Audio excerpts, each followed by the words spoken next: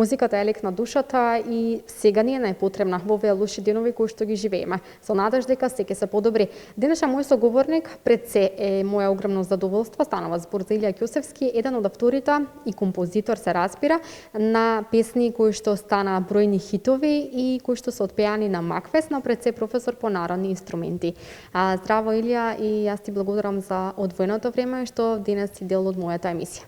Ви благодарам и што ме поканивте да бидам ваш гостин, а и вие уствари сте наши гостини во нашето училиште, во Државниот музички училишен центар Сергеј Михајлов. Ви благодарим уште еднаш што дојдовте. Илија, вие сте нели пеач и композитор, како што и најавив. Кажете ми од каде се појави љубовта кон оваа професија, кон музиката? Со музика почнав да се занимавам, односно првата желба за посета на ово училиште ми беше на моја 5-годишна возраст. Тогаш мојата сестра доаѓаше исто така на музичко. Таа свири на виолина, исто така моја колешка моментално и професор по виолина, Марија Илиева. Таа ме донесе прв пат во ово училиште и желбата од тогаш па навака се поголема и поголема почна да станува. Официјално започнав на моја 7 годишна возраст, почнав да свирам флейта, така моето основно училиште го завршив овде, музичкото училиште го завршив овде, завршив флейта, потоа продолжив средно образование да ги изучувам народните инструменти, каде што и продолжив исто така на музичкиот факултет во Скопје, во класата на професор Драган Даутовски, таму и дипломирав. И од тогаш на навака исто така по дипломирањето 2011 веќе се вработив во музичкото училиште, каде што од тогаш па на навака многу генерации завршија, многу настапи сме имале, многу надворешни концерти, надвор од државата, многу овде во нашата држава концерти, така да веќе и почнувам да ги подзаборавам колку точно се биле. Колку тебе ти помага музиката и понекогаш да се отргнеш од оние лоши мисли? Па како и секој човек, мислам дека секогаш го наоѓаме мирот во музиката. Секогаш кога сме дали, видите, музиката е на посебна, јас ќе кажам, енергија, каде што човек дали ќе се осети тажно или весело, секогаш ние го завршуваме со некаква музика, дали ќе е тажна музика или без разлика, зависи од расположението. Таква и музика ќе си пуштиме или ќе слушаме. Во овие моменти, вака, во услови на пандемија, многу помогна. Како прво за првите неколку месеци, сега не можам да го кажам истото, првите неколку месеци ми беше, како да кажем, се најдов себе си. Допред тоа, јас го паметам како вчера да беше сето тоа, кога рекоа дека од денес се прогласува пандемија. До тој ден, до 10 март, се сеќавам баш, беше се еуфорично, беше цело време, немав 5 минути слободен период, баш се сеќавам тогаш беше и завршувањето на конкурсот за Макфест. И до 10 баш ние сме си познати македонците, по тоа се во последен момент да оставаме. И така и јас до последен момент ги работев песните кои ги приложив на фестивалот за конкурсот. Се сеќавам дека ги испративме на 10 март и од 11 март останавме дома. Првите неколку месеци, можам да кажам слободно 2-3 месеца, се пронајдов себе, видов дека не е се во трчањето на сите страни, дека ни треба некогаш и мир, треба да се посветиме малку повеќе и на луѓето околу себе, на фамилијата. Јас тој период го искористив, иако продолживме многу нормално со онлайн наставата и со децата да не трпат од сето ова на било каков начин. Иако уште не беше кажано дека треба да се држат онлайн настава, бидејќи сум млад, ги знаеме тие електронски, да, и почнавме да ги одржуваме тие онлайн настави, но јас си се посветив на самиот себе. Почнав многу повеќе да работам дома, многу повеќе идеи ми дојдоа, многу повеќе песни се сработија тогаш, многу повеќе си посветив на самиот себе за професионалната дејност во училиште, многу повеќе време посветив на вежбање. Ние, иако сме дипломирани, иако сме професори, доколку не вежбаме и доколку не се одржуваме во кондиција, да би кажал, и ние можеме да потпаднеме, така да тие 3 неколку месеци си ги искористив околу тоа, дури да ви кажам, не ни осетив. Дека баш тие периоди имаше и карантини, не ги осетив ни карантините, си имав цело време занимација по дома, што да направам, како да направам, дури бидејќи кога седнете во студио, вака поминува времето, буквално како за 5 минути. Искрено не ги осетив толку многу, но веќе ова ограниченост ми малку почнува да ми смета, бидејќи сепак инспирација како инспирација ние секогаш ја црпиме и од самите луѓе. Инспирацијата за работа исто ни фалат настапите. Ми фала, како да му кажам на тоа дете, дека најбитно за еден музичар е да настапува. Значи, многу работи веќе почнуваат да ми фалат, не само на мене, се надам и дека и на моите ученици. И така се гледаме сега уште тражиме некој начин за избегнување од ова криза, би ја кажал, да. Илија, јас не знам да пеам, но ја обожавам музиката и потполно се согласам со тебе за она предмалку што го кажа, дека сепак музиката може да ни помогне за да се отргнеме од оние лоши мисли, помага навистина. И сега кога веќе ја спомена пандемијата, сакав да те прашам, нели кажавме дека многу врати се затворени, дека сето тоа може нели да се одрази врз таа музичка индустрија. Сега ти ги спомена и онлайн, ја спомена и онлайн наставата, како функционира? Колку напорно знаат да биде, затоа што нели знаеме дека е многу напорно, дека некоја вежба треба на пример да се каже во живо. Како стоат работите? Вака, ние онлайн наставата ја државме до претходната година, до завршувањето на претходната година. Оваа година, од октомври месец, што почнаа сите школи, единствено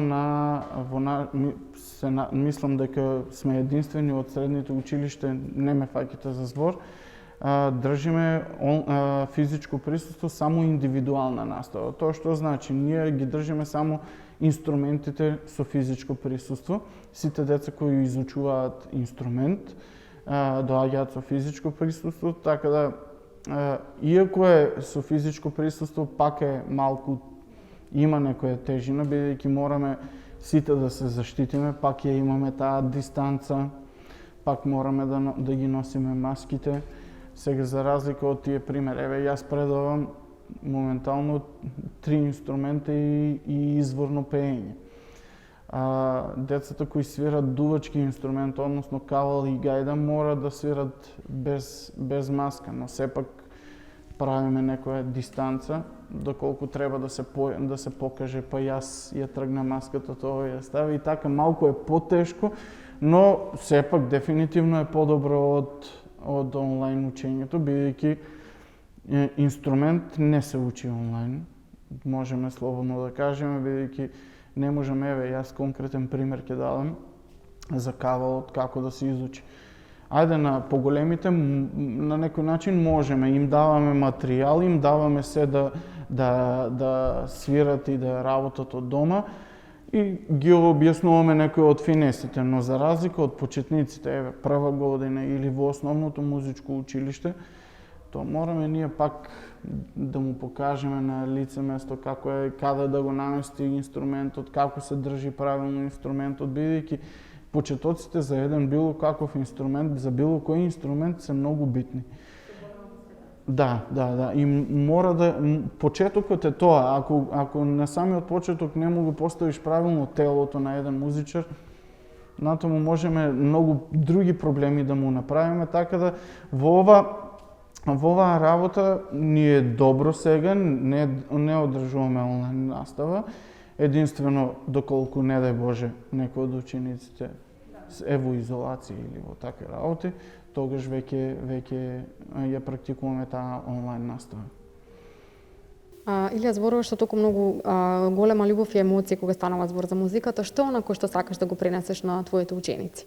Прво и основно им го пренесувам тоа да бидат луѓе, да бидат добри луѓе према секого, бидејќи ние сме уметничка школа. И ние секогаш уметниците добро познато е дека малку поразлично размислуваме. Тоа е првото нешто што го учиме овде да бидат на нашите ученици. Потоа натаму е да бидат вистински уметници и да ја чуват нашата професија како нивна, бидејќи за жал во светот, не само кај нас, многу почнаа за било која професија, многу почнаа аматерите да бидат поглавни за разлика од професионалците. Така да и исто како и надвор и од државата, така и кај нас многу аматери ја водат музичката индустрија и музичкиот свет, така да мислам дека тоа е главното што им го пренесуваме на нашите ученици, да бидат луѓе, да бидат големи уметници, да ја представуваат таа музика што ја учат на најубаво ниво, да ја представат пред сите, бидејќи на нас, музичарите и уметниците, тоа ни е главна цел, да бидеме, да служиме на народот и да им ги правиме убави моментите во животот, бидејќи знаеме, кога дојдат, баш овој период ме потсеќа веќе, така од внатре со голема емоција го кажувам тоа, дека овој период, ако се вратиме една година назад, веќе бевме во неверојатни припреми за новогодишниот концерт. И тоа малку ми е сега од внатре, како да кажем. Со голема возбуда. Да. Бевме премногу зафатени. Ова сега моментално тука оваа училница беше полна со ученици. Имаше сега поинаква атмосфера. Да, повеќе од 60 ученика моментално тука ќе се поставеа. Ќе се спремаше симфонискиот оркестар, ќе се спремаше народниот оркестар, ќе се спрема малите дечиња, детскиот хор. И веќе, која дата сме денес, веќе сме во финални подготовки за тој новогодишен концерт. Но за жал, како што знаеме дека како прво немаме ниту услови да направиме за да ги вратиме децата овде да вежбаат, за да вежбаме, да се спремаме за тој концерт. Тоа е изобилува со многу народ, а за жал не е дозволено во моментов да се има такви собири. И ми е тешко искрено во овој период, вака кога се навраќаме една година назад, но се надевам дека од до година ќе бидат малку поубави времиња. Се надеваме дека веќе ова ќе заврши и така ќе продолжиме со нашето представување на нашите ученици за тоа што ги учиме, да продолжат со представувањето на уметноста пред целиот аудиториум. Ние се сеќаваме и го паметиме тој новогодишен концерт и мислам дека нема кој не се сеќава на него, но се надеваме дека ситуацијата ќе се среди, дека пак наредна година ќе се собереме сите заедно и ќе уживаме во оние прекрасни ноти. Илија, како што кажав, нели ти си подолго време на музичката сцена, што мислиш тоа на што ни недостига нам за добра и квалитетна музика? Вака, ние не дека немаме добра и квалитетна музика во нашата држава, ние имаме премногу таленти, премногу завршени и образовани луѓе што го сето тоа работат. Сепак мислам дека треба малку сите да се погрижиме за тоа во нашиот ментален склоп. Треба да почнеме веќе дефинитивно, бидејќи јас секогаш и дури на учениците го кажувам тоа, бидејќи ние предаваме народни инструменти, фолклорот македонски си го предаваме и го изучуваме, ние ако не си го цениме нашето, никој нема да дојде да го цени. Секогаш сум давал некои примери, никој од соседните држави или од било која држава нема да го цени толку нашиот фолклор или нашата музика, не мора фолклорот да биде. Да ја цени толку многу колку што ние самите можеме да си ја цениме. Така да мислам дека тоа е еден од главните проблеми кои сметам дека треба веќе свесно да почнеме да реагираме и да поддржуваме македонска музика. Едноставно, мислам и дека самата држава, самите дури па и парламент, влада, кој да е држава воедно, треба мислам дека би можело со некакви мерки да се донесе сето тоа, не да биде на сила, но сепак да почнеме од некаде, да почнеме со промоцијата на таа македонска музика, бидејќи најубав пример ни се соседите од нашата држава. Ќе ја земаме на Србија. Кога и да отидете да пуштите нивно радио, таму се врати нон-стоп. Многу ретко ќе дури и да слушнеме некој македонски изведувач, тоа е пак на српски. За разлика кај нас на нашите радиа, ако пуштиме сега, повеќе ќе слушнеме, мислам дека странска музика, америчка, англиска или било каква и српска, отколку нашата македонска. Нашата македонска најчесто ја слушаме после 12 часот вечерно време. А тоа мислам дека не треба така, мислам дека ударни термини, треба самите, сега да не испадне дека ве навредувам вас, но мислам дека и самите новинари треба да пружат и да истражуваат, бидејќи новинарството, јас го разбирам така, дека треба да истражуваат што е ново во етерот, што треба да се промовира, дури не мора ни да биде познат. Секој почнал од непознат артист, а е станал познат. Исто така и Тоше Проески беше во Штип кога дојде на Макфест да пее, и тогаш и во Штип беше непознат, но знаеме до каде стигна еден таков изведувач. И мислам дека имаме многу такви изведувачи, но за жал ги немале тие 5 минути да излезат дали на телевизија, дали на радио да им се слушне нивната песна, така да мислам дека има можности. Јас дури во еден мој Facebook статус скоро бев напишал дека треба па посебно и во вакви време, во време на пандемија, во време каде што нема настапи нашите. Мора да се измисли некаков начин, бидејќи голем дел од музичарите обстојуваат само од ова. Значи од никоја друга плюс професија не обстојуваат. И мислам дека требаше да се најде некаков начин, дали ќе се снимаат песни, дали ќе се промовираше само македонска музика, бидејќи со самото тоа творење може да екзистираат, можеби не одма, но за година дена, бидејќи преку авторски права за година дена се исплаќаат сите тие работи, тие тантиеми. Така да мислам дека можеше нешто да се измисли, но сепак требаше некој да седне и да го размисли или да повикаат стручни лица, како што имат доста, и мислам дека сите би биле задоволни од таа страна, или пак крај краева нека им беше дозволено на секој, додека беше добро времето. Уствари веќе во светот секаде има оние што ги кажуваме улични музичари. Кај нас ние не сме научени да ги гледаме уличните музичари, но тоа ништо не е срамно.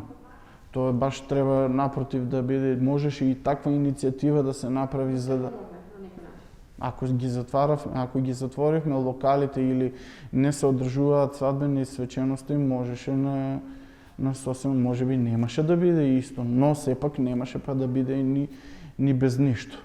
Така да мислам дека може да се најде начин, али и кога ќе заврши оваа пандемија, мислам дека треба да се посветиме сите максимално ние за поддршка на нашите артисти и на нашата музика. Не само за тоа, јас секогаш зборам и за било која професија, и уметници, и сликари, и спортисти, и сите треба да бидат поддржувани од самите нас, да бидеме горди на сето тоа, без разлика од која вера или било што, или во денешно време попознато од која партија, кои ги сакаат повеќе тие или тие, тоа мислам дека кај уметниците го нема. И се надам и дека кај другите исто така професии би требало да ги нема. Па така да мислам дека треба да дадеме, да дадеме се од себе за поддршка. Илија, го споменавме Тоше, а со Тоше и Макфест. Како што кажав и на самиот почеток на емисијава, дека имаш голема улога во оние хитови кои што се испеани на Макфест. Што мислиш, твое мислење, дали фестивалот Макфест или без разлика дали е Макфест може да игра главна улога во кариерата на некој музички изведувач? И тоа многу. И јас сум од таму започнал и не дека сум некој истакнат уметник, но сепак сум допринел доста за тој фестивал. Сум допринел доста за Штип како прво, како град.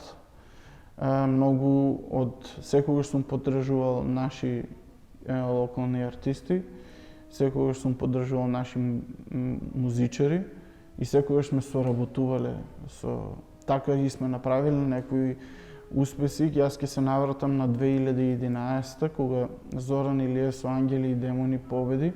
Тогаш буквално бевме целата Штипска екипа.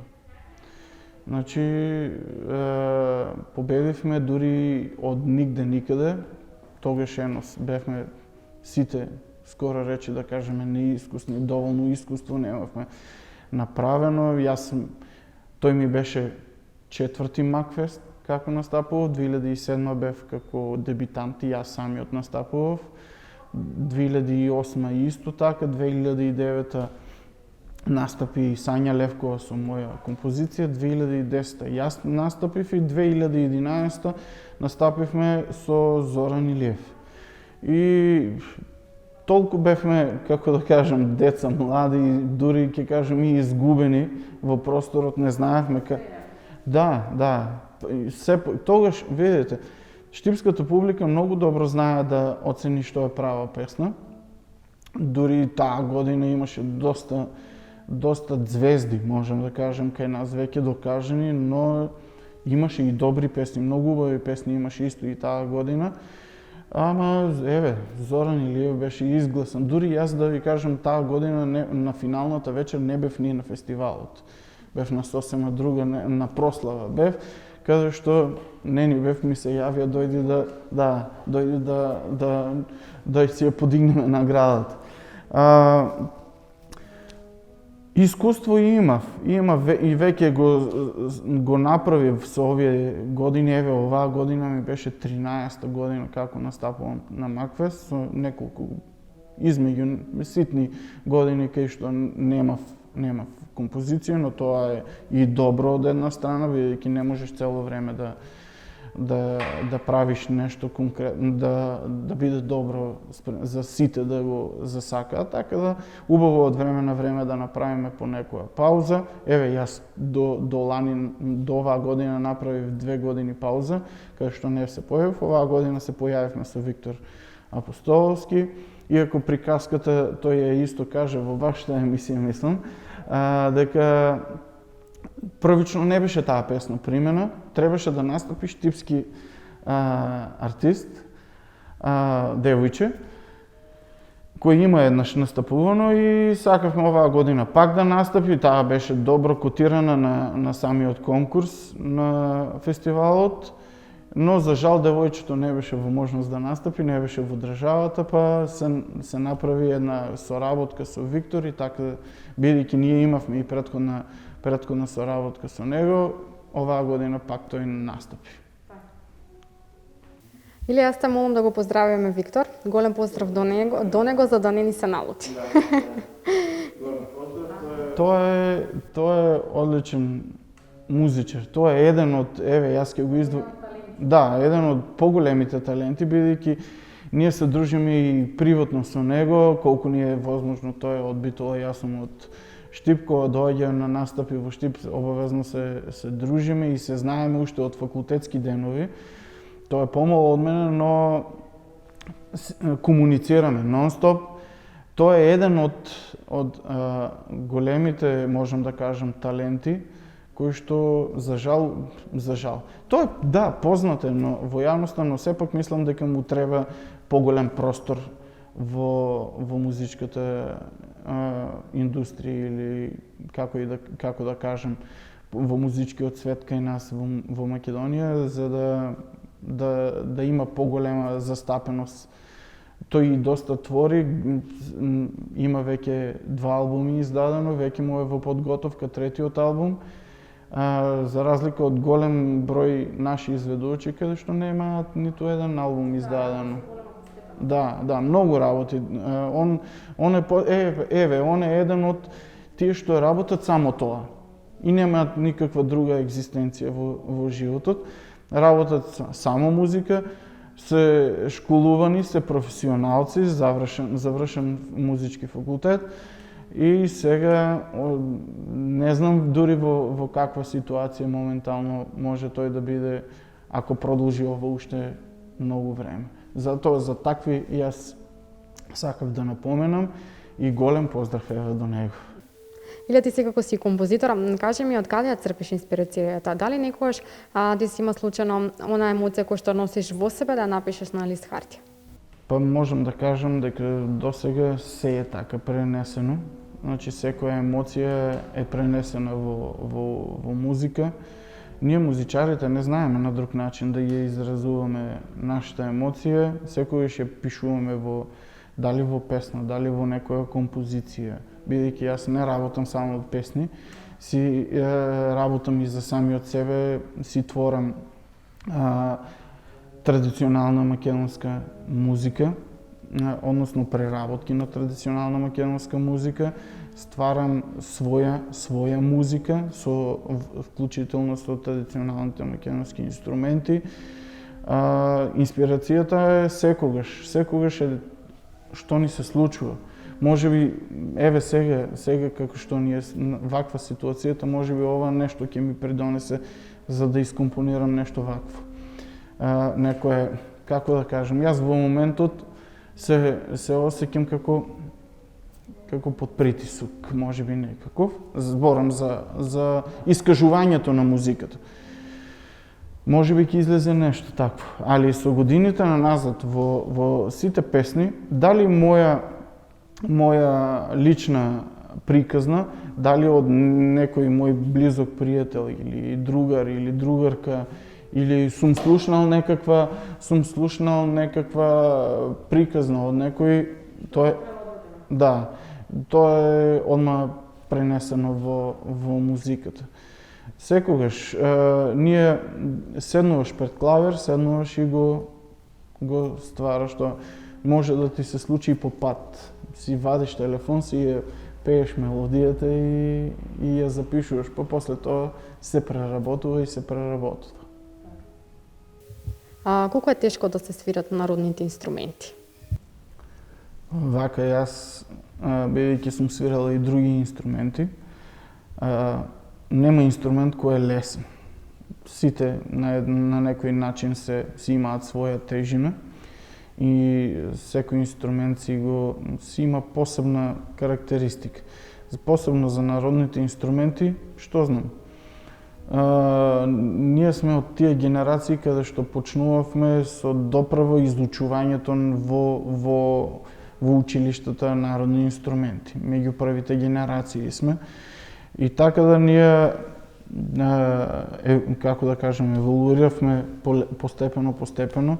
Почнавме со многу потешка метода за разлика од денешните генерации. Денешните генерации можат многу лесно и многу поедноставно се да им биде сервирано, на дофат и да ги изучат сите народни инструменти. За разлика ние порано немавме интернет. Тоа е едно од правилата. Немавме каде да слушнеме, доколку некој од наши пријатели не ни достават CD, касета или било каков запис ние да слушнеме или ако начекаме на телевизија или на радио некоја македонска музика, ние немавме можност тоа да го слушнеме, а секогаш самиот уметник, самиот музичар напреднува со се повеќе и повеќе слушање на таа музика што сака да ја работи. Тогаш беше многу потешко. Немавме дури ни напишани ноти, за разлика од сега. Имаат децата веќе се напишано, веќе се измелографирано.